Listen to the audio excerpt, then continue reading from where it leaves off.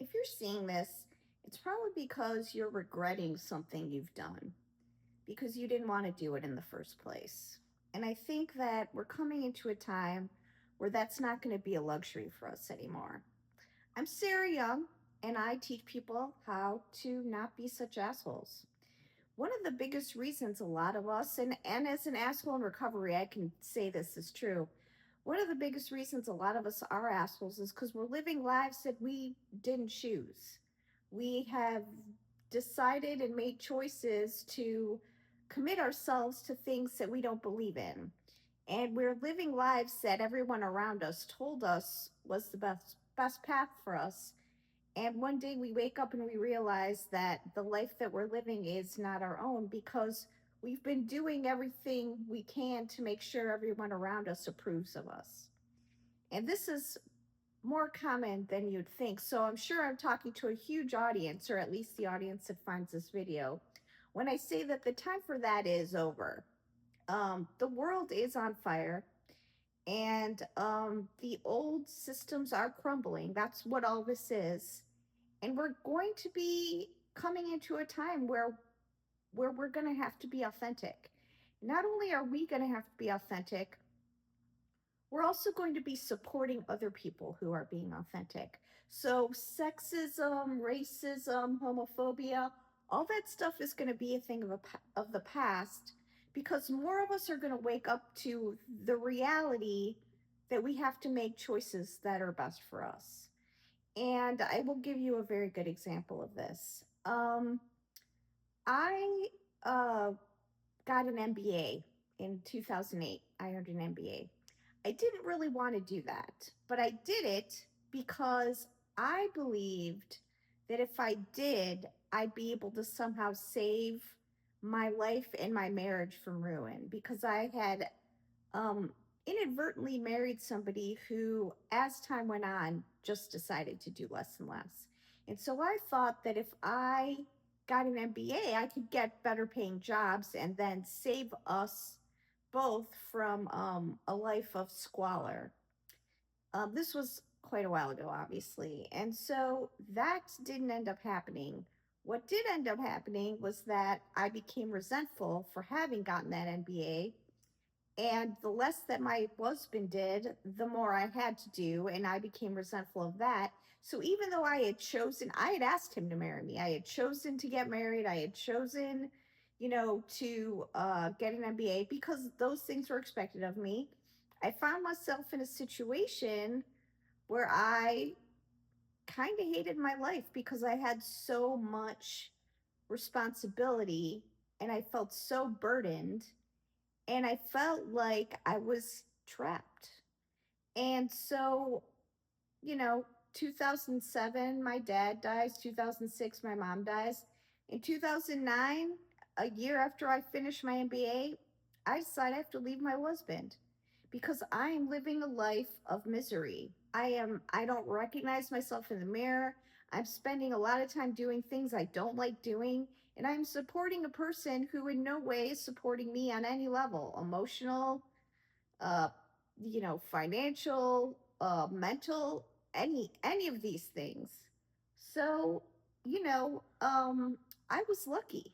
I consider this a lucky break because I was only 39 when I realized that I had made a series of decisions that put me in a place where I was a miserable human. The other thing that was happening during this time where I was becoming more and more miserable was that I was being cruel to everyone around me. I was being mean. I was being, um, inconsiderate. And, very regularly I made people cry. Sometimes I was surprised by that fact.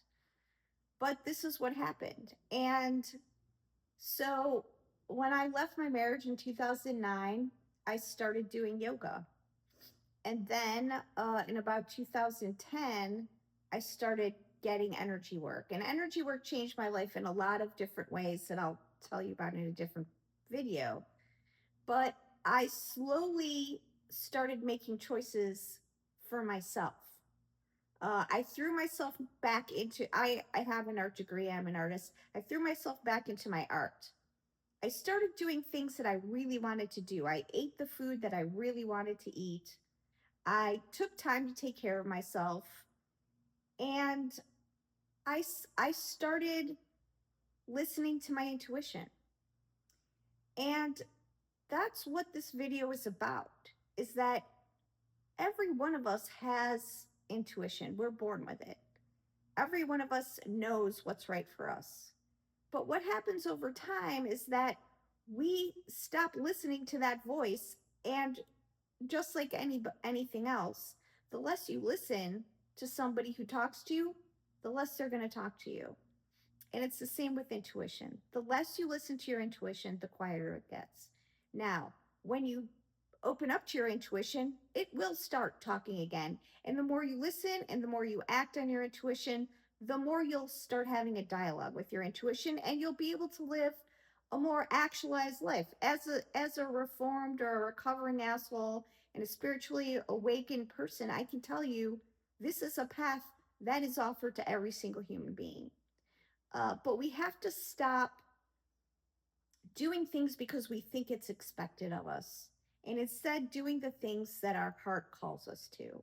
We have to start listening to our inner voices, and we have to stop being influenced by people who want us to do things that'll make them feel better about their choices. Because that's really the cuts, the death of a thousand cuts that actually really is a problem for most of us, is that we're surrounded by people who, when you make a decision that doesn't align with their worldview, they punish you for it in one way or another, until you feel like you have to do what they want you to do or need you to do in order to make them happy, even though it makes you miserable. This happens all the time to me. And, I still love these people. They have chosen their lives and I support them in their lives.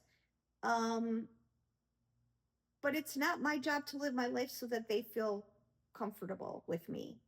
And it's not your job to do that either. So if this video has reached you, it's for this reason.